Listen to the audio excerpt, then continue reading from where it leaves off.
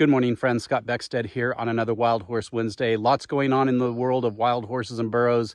Almost all of it terrible. We're seeing video and images from the roundups by groups that are there observing, showing the Bureau of Land Management employees and private contractors engaging in acts of horrific animal abuse that, if the rest of us were doing that, we would all be going to jail. But instead, the federal government is committing those acts of cruelty at our expense. But probably the biggest news to report for this week is the result of an investigation by American Wild Horse Campaign that shows that at least 840 formerly wild horses and burros ended up in the slaughter pipeline via the agency's adoption incentive program.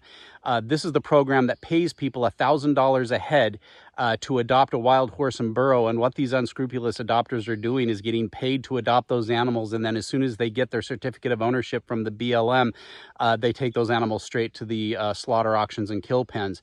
Now, you'll remember that in August of 2021, the New York Times broke a story about the adoption incentive program sending horses and burros to slaughter. And in response to that story, the BLM promised a number of reforms. Well, clearly those reforms are not working. We need Congress to immediately shut down the adoption incentive program until the BLM can promise that none of those horses are going to end up in the slaughter pipeline. I want to give due credit and absolute gratitude to American Wild Horse Campaign for doing that important work. Please keep it up, AWHC. We see your good work, and we're glad that you're out there doing it. So, friends, contact your members of Congress, 202-224-3121.